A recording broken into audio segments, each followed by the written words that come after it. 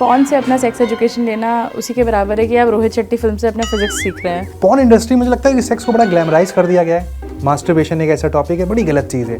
उसमें लिखा कि मास्टरबेशन करोगे तो आप अगले जन्म में कीड़ा बन जाओगे। अरे बाप रे, मेरा ये सवाल है कि अगर मास्टरबेशन इतनी बुरी बात है तो सेक्स इतनी बुरी बात क्यों नहीं है? तो आप कह रही हैं वंस इन अ वाइल करना है, वंस इन अ डे करना है। नहीं, वो क्या लिमिट है जब वो हार्मफुल है? ऑर्गेज़म एक वर्ड यूज़ किया गया कि फीमेल के लिए, कि मतलब उसकी लिमिट नहीं है, वो इस पॉइंट पर आता है कि मेल वहाँ तक नहीं पहुँच पाते। तमाम बातें कही गई। औरतों का ऑर्गेज़म आने में टाइम लगता है, औरतों को वार्म अप की ज़्यादा ज़रूरत होती है, ऐसे प्ले करते हैं। जब आप प्रेग्नेंट नहीं होता है आपका यूट्रस इतना बड़ा सा होता है, और जब आप प्रेग्नेंट होते हैं तो वो एक संतरे के साइज़ से एक तरबूज के साइज़ का हो जाता है। यूट्रस तो बड़ा क्यूट होता है कि लोगों को पता चल गया कि वजाइना में साबुन नहीं डालना है। पीनस या ब्रेस्ट का साइज़ कैसे बदलना है, इस तेल से, इस लोशन से, इस घुट्टी से, मालिश से। साइज़ डजंट मैटर, एंड किसी भी पिल, क्रीम, लोशन से आपका साइज़ बदलने नहीं वाला है, चाहे वो पीनस का हो, चाहे वो ब्रेस्ट का हो, चाहे वो मालिश से हो। दीवारों के साइड पे लिखे रहते हैं जब आप हाईवे पे होते हैं, वो सब बकवास है। लोग बहुत उसका रंग बदलने की कोशिश करते हैं, चाहे वो नींबू लगा लें, चाहे वो ब्लीच लगा लें, चाहे वो एक्सपेंसिव क्रीम्स आती हैं मार्केट में कि वजाइनल टाइटनिंग लोशन या वजाइनल वाइटनिंग लोशन या पीनस वाइटनिंग लोशन। यहाँ पे आपको सारे जवाब मिल जाएंगे। ये जो महिला मेरे साथ इस वक्त बैठी हैं, सोशल मीडिया पर डॉक्टर क्यूट्रस के नाम से जानी जाती हैं, लेकिन रियल नेम डॉक्टर तान्या है। बहुत स्वागत है आपका न्यूज़ 18 के इस पॉडकास्ट पे। आप हमारे साथ बैठे हैं उन सवालों के जवाब देने जो ना हम पूछते हैं ना कोई जवाब देता है। एजुकेशन हमारी काफ़ी वीक है उस मामले में। बेशक हम सब पढ़े लिखे लोग हैं, लेकिन शायद मुझे लगता है कुछ ऐसे टॉपिक्स हैं जिन पर हम काफ़ी वीक नज़र आते हैं। बहुत स्वागत है। पहले तो आप हमारे साथ आई हैं, कुछ अच्छे इनिशिएटिव के साथ आई हैं आप। हमें एक खबर मिली है कि HPV वैक्सीन पर आप कुछ काम कर रही हैं, कुछ अलग इनिशिएटिव के साथ। पहले तो दर्शकों को उससे रूबरू कराते हैं। So thank you so much, आपने मुझे यहाँ बुलाया। मुझे एक HPV वैक्सीन मेरी ज़िंदगी का एक ऐसा बड़ा अल्टीमेट गोल है कि मुझे ये वैक्सीन जितने ज़्यादा हिंदुस्तान में लोगों को लग सके, मैं चाहती हूँ उतने लोगों को लग सके, क्योंकि ये एक बड़ा ही अनोखा वैक्सीन है। दुनिया में ऐसा कोई वैक्सीन नहीं है जो आपको कैंसर से बचाता है, एक्सेप्ट फॉर HPV वैक्सीन। हमारे पास बहुत सालों का डेटा है। इनफैक्ट हमने इंग्लैंड जैसे देशों में देखा है कि जब उन्होंने सालों सालों तक अपने बच्चों को, स्कूल गोइंग बच्चों को ये वैक्सीन लगाई, तो उनके देश में 90% रिड्यूस हो गया सर्विकल कैंसर। तो ये बड़ा मिराकुलस नंबर है, और अनफॉर्चुनेटली हम इतने मिराकुलस नंबर्स के बाद भी इस वैक्सीन के बारे में नहीं जानते हैं। तो आज मैं इसके बारे में आपको सब बताने वाली हूँ। बट मुझे लगता है कुछ मिथ भी हैं। जो आपने सर्विकल कैंसर की बात की, काफ़ी सारे मिथ हैं जो कि मुझे लगता है कि सुनने में बड़े डरावने हैं। अगर 2-3 आप खुद बता पाएंगे जो रियलिटी नहीं है। जो रियलिटी नहीं है, जब ये लास्ट टू लास्ट ईयर एक बड़ा फेमस कैंपेन हुआ था इस वैक्सीन को लेकर के, इंडियन एक ब्रांड ने किया था, तो लोगों को ऐसे लगने लगा कि जो लोग के बहुत सारे पार्टनर्स होते हैं सिर्फ उनको सर्विकल कैंसर होता है। ये तो सबसे बड़ा मिथ है इसके साथ। ऐसा नहीं है कि आपको पार्टनर्स होने की ज़रूरत है इस कैंसर को पाने के लिए। HPV दुनिया का सबसे कॉमन STI में से एक माना जाता है, तो ये बहुत जल्दी फैलता है। हमारे अजम्पशन ये है कि ये ऑलमोस्ट हर किसी को एक ना एक बार हुआ होता है। HPV इतना कॉमन होता है, जुकाम की तरह होता है। नहीं है, किसी को भी हो सकता है, किसी को भी हो सकता है, कैसे भी हो सकता है। ऐसा नहीं है कि आपको बहुत सारे पार्टनर्स रखने पड़ेंगे तभी आपको ये मिलेगा। तो इतना कॉमन है, इतना रैम्पेंट है, और उसके लिए वैक्सीन है और हम फिर भी नहीं लगा रहे। क्यों नहीं लगा रहे? शायद हम एजुकेटेड नहीं है उसके लिए, क्योंकि हमारे दिमाग में इतनी सारी मिथ्स हैं। हाँ, कैंसर वर्ड एक मुझे लगता है कि आते दिमाग में ही आता है कि भाई अब तो कुछ नहीं हो सकता, गिव अप कर दिया कि भाई इनको कैंसर हो गया।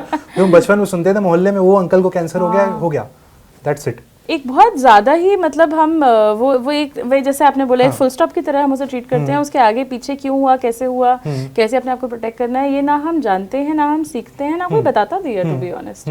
तो मैं सर्विकल कैंसर के बारे में थोड़ा सा बता दूं कि आपने काफ़ी सुना होगा ना, लोग बोलते हैं कि सर्वाइकल हो रहा है मुझे। सर्वाइकल मतलब गर्दन होता है, तो चाहे वो आपकी गर्दन हो, चाहे वो यूट्रस की गर्दन हो, गर्दन वही होती है।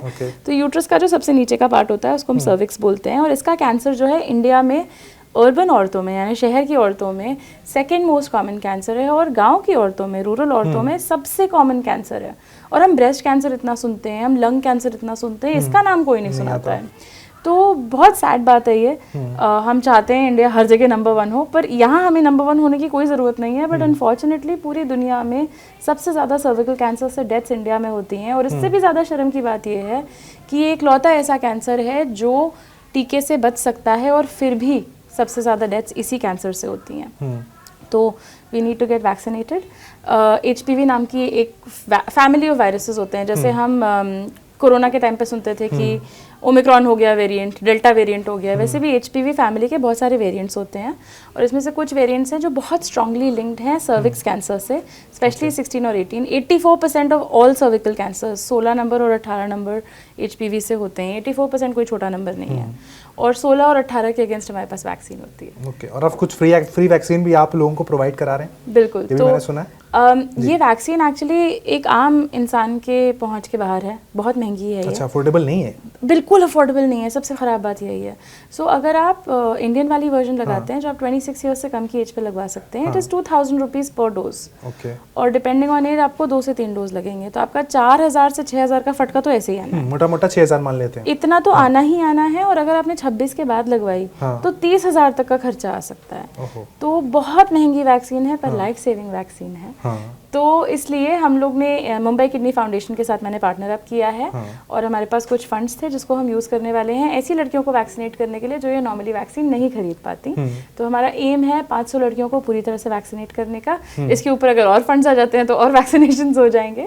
एंड इसके अलावा अगर लोग आके डायरेक्टली अपने आप से ये वैक्सीन लगवाना चाहें तो हम कॉस्ट प्राइस पे ये प्रोवाइड कर रहे हैं। तो मतलब आपको इतने जो एक्स्ट्रा कॉस्ट मिलते हैं बाहर जाके जो आपको MRP पे होगा वो सब कुछ नहीं होगा। हमारा बेसिक कॉस्ट प्राइस पे हम नॉर्मल वैक्सीनेशंस भी प्रोवाइड कर रहे हैं। So if you want to protect yourself आप प्लीज़ हमारे ड्राइव को ज्वाइन करें और मुंबई में आके ये वैक्सीन लगवाएं। उसका टिकट ज़्यादा महंगा पड़ जाएगा। नहीं, आपने कहा ना कि भाई उसके लिए आप कांटेक्ट करें, तो आपके बारे में जो मैं गूगल जब कर रहा था तो कई लोगों का यही सवाल था कि आपसे कांटेक्ट कैसे करें, कहाँ कांटेक्ट करें, किस प्लेटफॉर्म पे कांटेक्ट करें कि आप तक पहुंच पाएं, क्योंकि आपकी जो रील्स हैं इतनी वायरल हुई हैं कि अब कई सारे ऐसे लोगों के मन में सवाल आ गया है, हिम्मत आ गई है पूछने की, एक इंसान मिल गया है यार ये मुझे मेरे तरीके से समझा सकता है, बट कांटेक्ट कैसे करें वो नहीं समझ पाता है। कांटेक्ट करने का तरीका बहुत आसान है। मेरा इंटरनेट पे नाम है डॉक्टर क्यूट्रिस, तो आप मुझे ईमेल कर दें drqtris@gmail.com। यहाँ पे आपको सारे जवाब मिल जाएंगे। अगर आप वैक्सीन ड्राइव ज्वाइन करना चाहें, अगर आपको आपके शरीर के बारे में सवाल हैं, पीरियड्स के बारे में सवाल हैं, तो ये सब कर सकते हैं। मैं यहाँ पे दिल्ली में अभी शिफ्ट हुई हूँ और मैं यहाँ पे ट्रेनी डॉक्टर हूँ, तो मैं अभी पर्सनल कंसल्टेशंस नहीं ले सकती हूँ, बट मैं क्वेश्चन जरूर आंसर कर सकती हूँ। ये आपने एक अच्छी बात यहाँ की, आप एक ट्रेनी डॉक्टर हैं, क्योंकि एक सवाल मैं और देख रहा था जो गूगल में आया था कि is she a real doctor, क्योंकि लोगों को लगा कि ये इन्फ्लुएंसर हैं, कंटेंट क्रिएटर हैं, ये डॉक्टर हैं, ये यूट्यूबर हैं, क्या है। तो सवाल जब आया शी अ रियल डॉक्टर, डिग्रियां वहां पर वेरीफाइड थी। डिग्रियां मेरी मेंशन है, मैंने मेडिसिन कर रखी है, मैं अपना सेकंड मास्टर्स करने यहाँ पे आई हूँ। अभी तक मैं फर्टिलिटी मेडिसिन में काम करती थी। तो जैसे किसी को अगर बच्चा नहीं हो पा रहा है तो हम सुनते हैं IVF कराया है, ये सारे प्रोसीजर्स की मैं डॉक्टर थी और अब मैं गायनेकोलॉजिस्ट बन रही हूँ। तो अब मेरे दूसरा मास्टर्स ऐड हो जाएगा, उसकी मैं ट्रेनी हूँ अभी। और ये जो कंटेंट क्रिएशन वाला पार्ट आया, ये मेरे ख्याल से 2020 से शुरुआत होती है। 2020 से exactly. Doctor तन्या turns into doctor क्यूट्रिस। Yes, ये नाम कहीं देखा सोशल मीडिया पे आपने या कुछ था माइंड में? मुझे ना ये स्टफ टॉय बहुत अच्छा एग्जाम्पल है उसके नाम के पीछे। हम कभी भी यूट्रस के बारे में सुनते हैं तो हम ऐसे सुनते हैं कि यूट्रस को डिटॉक्सिफाई करना है, गंदा खून है और मतलब गंदगी जमा हो गई है, जबकि यूट्रस बिल्कुल भी गंदा ऑर्गन नहीं है। मेरे हिसाब से, मैं सारे कार्डियोलॉजिस्ट और सारे न्यूरोलॉजिस्ट को चैलेंज करने को तैयार हूँ, यूट्रस हमारे शरीर का सबसे इंपॉर्टेंट ऑर्गन है मेरे हिसाब से, बिकॉज हम सबका पहला घर वही है। आप चाहे IVF से पैदा हुए हो, आप चाहे कैसे भी पैदा हुए हो, हम सबका पहला घर यूट्रस होता है और हमारे दिमाग में हमारे पहले घर की बड़ी अच्छी मेमोरीज होती हैं। एक्सेप्ट इस पहले घर को कोई वो इज्जत नहीं देता है। तो मुझे लगता था ऐसे यूट्रस को ना एक नए PR कैंपेन की जरूरत है। बड़ा क्यूट सा ऑर्गन होता है। जब आप प्रेग्नेंट नहीं होता आपका यूट्रस इतना बड़ा सा होता है, और जब आप प्रेग्नेंट होते हैं तो वो एक संतरे के साइज से एक तरबूज के साइज का हो जाता है। तो मतलब इतना मिराकुलस ऑर्गन है, इतनी डाइवर्सिटी है, इतनी रेंज है उसमें कि मुझे लगा कि यूट्रस तो बड़ा क्यूट होता है। तो आपने जो एक गंदे खून की बात कही, तो इस बारे में बात ये भी आती है कि जब पीरियड्स होते हैं फीमेल्स के, उस वक्त कहा जाता है कि आप बड़ी इम्प्योर हैं, अभी आप मंदिर नहीं जा सकते, तमाम तरीके की बातें कही जाती हैं। ये भी अपने आप में क्या मिथ है कि वो इम्प्योर हैं उस वक्त? 100% मिथ है। पीरियड का खून और अगर मैं अपना हाथ काटूं और यहाँ से जो खून निकलेगा उसमें अंतर सिर्फ इतना ये है कि पीरियड के खून में कुछ वजाइनल सेल्स और आ जाएंगे क्योंकि वो उस एरिया से निकल रहा है, और थोड़े से केमिकल्स निकल जाएंगे जो आपके पीरियड के ब्लड को रिलीज करने में हेल्प करते हैं। उसमें और कुछ अनोखा नहीं, डिफरेंट होने वाला है। थोड़े से सेल्स ऐड हो जाएंगे। अगर मैं यहाँ से हाथ काटूंगी, जो खून निकलेगा उसमें थोड़े स्किन सेल्स निकलेंगे, तो जिस सोर्स से आ रहा है उतना ही अंतर है।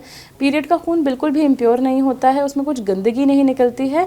बेसिकली वो एक साइन होता है कि आपका यूट्रस जो है एक दादी अम्मा है, उसको हमेशा चाहिए आप प्रेग्नेंट रहे, वो हमेशा ये तो खुशखबरी कब दे रहे हो। तो वो एक प्रेगनेंसी के लिए तैयार और उत्सुक हमेशा बैठा रहता है, और जब वो प्रेगनेंसी नहीं आते है तो आपका यूट्रस खून के आंसू रोता है। ऐसा अगर आप याद रख लें तो आपको पता चल जाएगा कि पीरियड होता क्यों है। प्रेगनेंसी के लिए तैयारी करने के लिए, प्रेगनेंसी को पोषण देने के लिए आपका यूट्रस अंदर जो है ना अपनी स्किन को मोटा कर लेता है, जो अंदर की स्किन होती है। और जब प्रेगनेंसी नहीं आती है तो स्किन का कोई मतलब नहीं, उसको फेंक देता है। मुझे लगता है किसी स्कूल को भी आपसे कांटेक्ट करना चाहिए कि 8th और 9th क्लास की जो वहाँ पर क्लासेस हैं वो आप आकर प्लीज लें। मैं काफी क्योंकि जो रिप्रोडक्शन वाला चैप्टर होता था ना स्कूल में, वो जो रिप्रोडक्शन वाले चैप्टर में कई बार ऐसा होता था टीचर नहीं आया, स्किप कर दिया गया। हम क्या है जब नई बुक लेकर आते हैं अप्रैल सेशन में तो उसी चैप्टर को देख रहे हैं कि भैया कोई तो इस बारे में बताएगा, बट एजुकेशन नहीं मिल पाई। ये बात एक बहुत सीरियस टॉपिक है इंडिया में, लेकिन मुझे लगता है कि शायद नहीं हो पाया डिस्कशन। आज की जनरेशन को मिल रही नहीं मिल रही, मैं पूरी तरीके से अवेयर नहीं हूँ, लेकिन हमें नहीं मिल पाया था। एंड अक्सर जब मैं ऐसे स्कूल्स के साथ, कॉलेजेस के साथ कैंपेन्स, वर्कशॉप्स करती हूँ तो मैं ये नोटिस करती हूँ कि बच्चों से ज़्यादा ना पेरेंट्स के दिमाग में सवाल होते हैं, क्योंकि हमारी जनरेशन को कुछ सवाल तो छोड़िए, कोई अपॉर्चुनिटी ही नहीं मिली इन चीज़ों के बारे में बात करने की। तो मैं बच्चों को जाके क्या सिखाऊंगी, उनके पेरेंट्स की ही फंस जाते हैं कि हम इनके क्वेश्चंस कैसे आंसर करें। तो इस पर मैंने एक बुक भी लिखी हुई है, मेरी बुक हिंदी में भी आई है, हिंदी में आ रही है, मराठी में भी आई है, पंजाबी में भी आई है, बिकॉज इतना कॉमन क्वेश्चन है ये और इतना सिंपल आंसर है इसके, पर उस पर हमने इतना बड़ा टोकरा रख रखा है ना शर्म का कि वो दब जाते हैं सवाल नीचे। एजुकेशन फिर कहाँ से ले रहे हैं बच्चे? क्या वो पॉन से एजुकेशन ले रहे हैं, खुद से देख रहे हैं, खुद से सीख रहे हैं? भाई कोई सिखाने के लिए नहीं है। वो जो टीचर आता है क्लास में वो भी बड़ा अनकंफर्टेबल होता है कि भाई शायद ठीक है ऊपर से पढ़ा के चले गए, अगले चैप्टर पर फोकस करते हैं। तो एजुकेटर वो पॉर नहीं, आपको भी लगता है? मेरा हमेशा डायलॉग ये रहता है कि पॉन से अपना सेक्स एजुकेशन लेना उसी के बराबर है कि आप रोहित शेट्टी फिल्म से अपना फिजिक्स सीख रहे हैं। वो ना, दोनों में से कुछ भी रियलिस्टिक नहीं है, दोनों में से कुछ भी साइंटिफिक नहीं है। एंटरटेनमेंट के लिए बहुत अच्छी हैं दोनों चीज़ें, बट वहाँ से आपको साइंस नहीं सीखने मिलेगी। तो अगर आपको अपने शरीर के बारे में जानना है, अगर आपको अपनी बायोलॉजी जाननी है, तो बहुत सारे ऐसे आजकल thanks to the internet portals आ गए हैं। मेरा अकाउंट है, मेरे जैसे और बहुत सारे एजुकेटर्स हैं जो बॉडी लिटरेसी के कॉन्सेप्ट्स को समझाते हैं कि आप अपनी बॉडी के बारे में लिटरेट हो जाएं, आप समझें कि आपके ऑर्गन्स क्यों हैं, क्या करते हैं। एंड पॉर्न से ये सब सीखने की जगह, एंटरटेनमेंट से ये सब सीखने की जगह एक्चुअली साइंस से सीखें। जिस तरह का आपको अंदाज पसंद है, जैसे मैं तो बहुत ही मतलब क्यूट टाइप के ऑर्गन्स और फनी तरह से बताने की कोशिश करती हूँ। अगर आपको सीरियस चाहिए तो वैसे भी एजुकेटर्स अवेलेबल हैं। तो इंटरनेट का फ़ायदा बहुत है एंड हम बस उसको थोड़ा सा यूज़ करना सीख जाएं तो आपको जिस अंदाज में चाहिए आप अपने बारे में सीख सकते हैं। पॉर्न इंडस्ट्री मुझे लगता है कि सेक्स को बड़ा ग्लैमराइज कर दिया गया है, जो एक रियलिटी है, एक बॉडी नीड आप उसे कहेंगे? आपके हिसाब से वो बॉडी नीड है या फिर एक बहुत फैंटेसी वर्ड है? जैसे खाना होता है, आप रोज बाहर का खाना नहीं खा सकते हैं, आप हफ्ते में एक बार बाहर का खाना खा सकते हैं, बाकी समय आपको दाल चावल ही मतलब मन ही करेगा वही जाके खाने का। तो मेरे ख्याल से पॉर्न को भी अगर हम उस तरह से देखें कि वो एक एंटरटेनमेंट है, वो एक इंडल्जेंस है जो कभी कभी ठीक है कर ली, देख लिया, व्हाटएवर। बट अगर आप उसको अपने रूटीन से रिप्लेस करना चाहेंगे तो पहली चीज़ घर की मुर्गी दाल बराबर और दूसरी चीज़ आपके दिमाग में गलत आइडियाज़ आएंगे। तो I don't think porn is a great thing to consume anyway. हमें बहुत गलत शरीर के बारे में तो आइडियाज़ आते ही आते हैं, औरतों की तरफ बर्ताव के आइडियाज़ भी बहुत गलत आते हैं, बहुत खराब तरह की चीज़ें सिखाई जाती हैं। वायलेंस बहुत ग्लैमराइज किया जाता है, बहुत ज़्यादा एग्जॉटिक टाइप की बॉडीज़ ग्लैमराइज करी जाती हैं जैसी नॉर्मल बॉडीज़ नहीं होती हैं। And more often than not हम जिस तरह का पॉर्न कंज्यूम करते हैं वो हमेशा वाइट लोगों पे होता है। हमारी इंडियन बॉडीज़ होती ही नहीं है वो, जो हमारे जिस तरह के हमारे शरीर दिखते हैं, जो हमारे पिगमेंटेशन होते हैं, जो हमारा हेयर होता है, वो सब तो इनमें दिखता ही नहीं है। तो बड़ा डिजिटली इन्हांस्ड होता है। तो लोग अपने शरीर में इनएडिक्वेट फील करने लगते हैं, अपने शरीर को गलत समझने लगते हैं। तो ठीक है, कभी कभी सिनेमा में जाके फिल्म देख लेते हैं, पर इसका मतलब ये थोड़ी है कि आप रोज जाके सिनेमा हॉल में बैठे रहेंगे। देखिए, आपने गलत की बात की तो फिर अब दिमाग में आ जाता है कि भाई जो हमारे समझाया गया है बचपन से कि भाई मास्टरबेशन एक ऐसा टॉपिक है, बड़ी गलत चीज़ है, नहीं करना चाहिए, ये करोगे। मुझे एक किताब याद आती है, पता नहीं नाम लेना चाहिए नहीं लेना चाहिए, पंचामृत करके एक किताब थी, मुझे ऑथर का नाम भी याद आता है। 7th या 8th क्लास में वो किताब मेरे हाथ लगी, मैंने पढ़ा।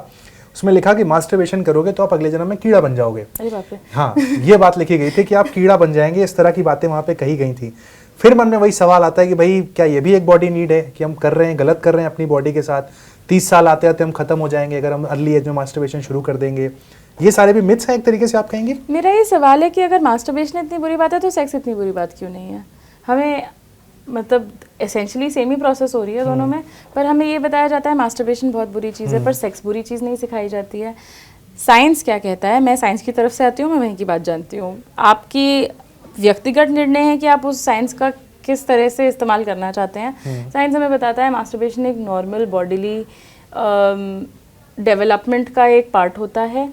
अगर आपको लगता है कि आपको उसकी वजह से आपके दिमाग में अपने लिए गलत ख्याल आ रहे हैं तो obviously you don't need to do it. But ऐसा नहीं है कि मास्टरबेशन इटसेल्फ कोई बुरी चीज़ है, कोई हार्मफुल चीज़ है। मास्टरबेशन के कोई ऐसा साइड इफेक्ट्स नहीं होते हैं। अगर आप कोई भी चीज़ एक्सेसिवली करेंगे तो नुकसान करेगी। अगर आप जाके बहुत देर नाचने लगे ना, आप 24 घंटे नाचने लगे तो आपको नुकसान करेगा वो। वही बात होती है, ना कोई 24 घंटा मास्टरबेट करता है, ना कोई 24 घंटा नाचता है। उस तरह से अगर आप इसको समझें, it is a normal thing. हमने उसको इतना ज़्यादा आई सपोज टैबू में बेरी कर दिया है कि लोग उससे घबराने लगे हैं। और अल्टीमेटली क्या होता है कि लोग डिसाइड कर लेते हैं कि हम कभी मास्टरबेट नहीं करेंगे और उनको नाइट फॉल हो जाता है। क्योंकि जैसे बोलते हैं ना, where there's a will there's a way। Semen के लिए यही होता है, सीमन को बाहर निकलना है, चाहे आप खुद से निकालें चाहे वो अपने आप नाइटफॉल के थ्रू निकल जाए। तो जब ये होता है तो अक्सर मैंने यंग लोगों से बात करते हुए देखा है कि वो बहुत डिप्रेस हो जाते हैं कि मैं फेल कर गया, कि मैं रोक नहीं पाया अपने आप को। ऐसा नहीं है। आपकी अगर नाक बहने वाली है तो आपकी नाक बहेगी, आप उसको चाहे छिनक के बहाएं कि वो टपक के बह जाए। और सीमन भी ऐसे ही होता है, उसको बाहर आना है, वो आएगा। आप चाहे मास्टरबेट करके निकालें, चाहे सेक्स करके निकालें, या चाहे वो नाइटफॉल में निकल जाए। That does not mean it's a personal failure. तो आपके लिए वंस इन अ व्हाइल करना है, वंस इन अ डे करना है, क्या होता है? It's a personal decision. जितना आपके लिए नॉर्मल हो, where it's not interfering with your regular life. नहीं, वो क्या लिमिट है, वो हार्मफुल है आप कह रही हैं? हर किसी की लिमिट अलग होती है। कोई अगर एक हफ्ते में भी मास्टरबेट करता है और फिर वो उसके डिप्रेशन में फंसा रह जाए कि हायरा मैंने ये कर दिया, अब मैं क्या करूं, और वो स्कूल नहीं जा पा रहा है स्ट्रेस में, या कॉलेज नहीं जा पा रहा है स्ट्रेस में, या काम करने नहीं जा पा रहा है स्ट्रेस में, तो वो उसके लिए बहुत ज्यादा है। पर किसी आदमी के लिए जिसने दिन में एक बार कर लिया, उसको तब भी फर्क नहीं पड़ रहा है, देन इट्स फाइन। उसकी नॉर्मल लाइफ में इंटरफियर नहीं कर रहा है, देन इट्स फाइन। आपको कोई हार्म नहीं होना चाहिए, आपकी स्किन छिल नहीं जानी चाहिए कि आप इतना मास्टरबेट कर रहे हैं। आपको आइडिया ऑफ, काफ़ी लोगों के लिए मास्टरबेशन इतना ज़्यादा हो जाता है कि वो सेक्स नहीं एंजॉय कर पाते हैं। उनका एक्सपेक्टेशन ही यही होता है कि मैं मास्टरबेट करके ही ऑर्गेज़म कर पाऊंगा। इतना अगर आपकी वो लेवल ऑफ डिपेंडेंस ना सेट होए, then your normal is your normal.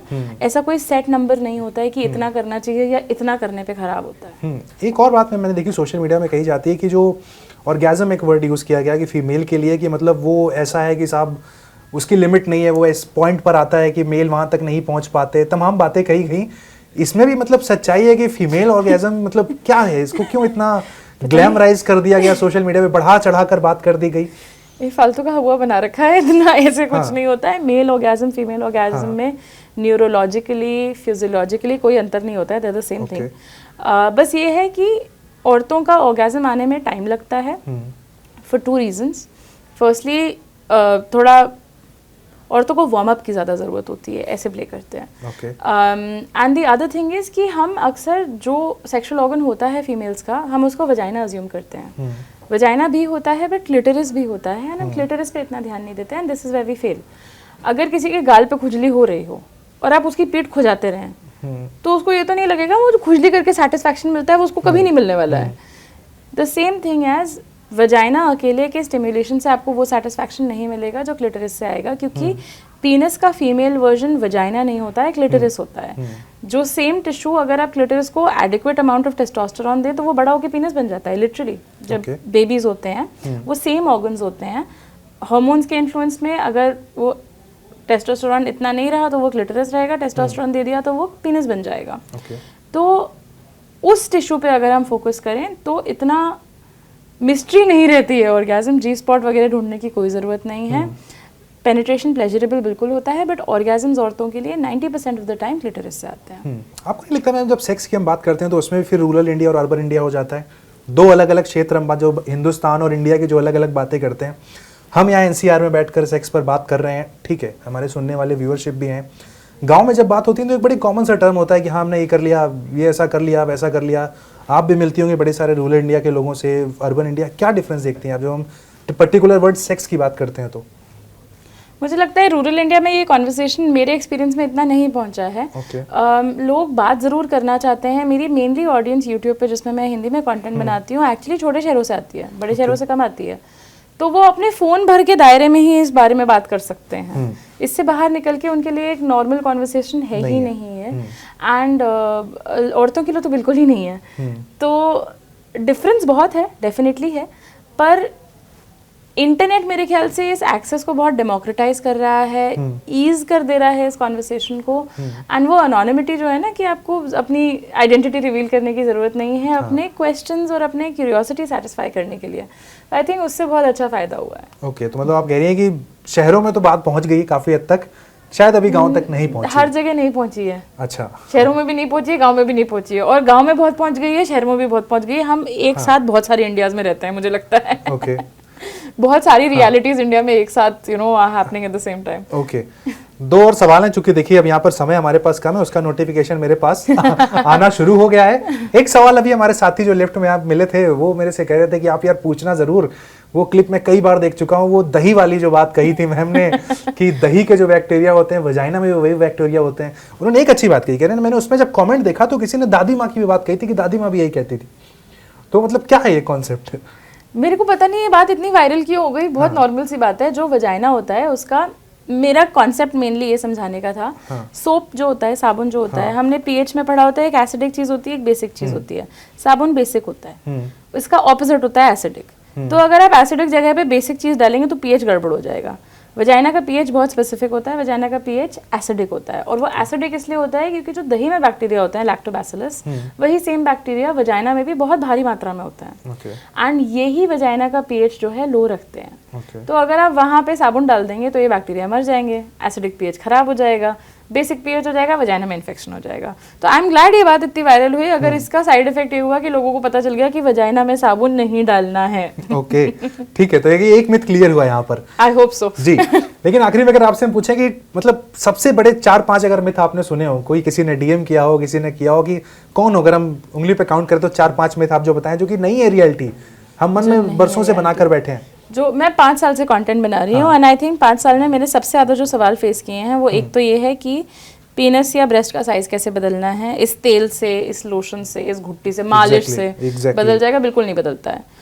आप जिस साइज के साथ पैदा हुए हैं, जो आपकी जेनेटिक्स में है, जो आपकी ग्रोथ में है, जो आपके न्यूट्रिशन में है, आपको वही मिलेगा। बट साइज आल्सो हेल्प्स, आप कह रही हैं? Size doesn't matter. वही बात आ गई क्लिटरिस वाली कि अगर आप इतनी बड़ी डंडी से पीठ खुजाएं, छोटी डंडी से पीठ खुजाएं, खुजाना गाल को है। ओके, तो इट्स ए मटेरियल। ठीक है। एंड नंबर 2 आया, so going back to the first one, ये सब पैसे का वेस्टेज होते हैं।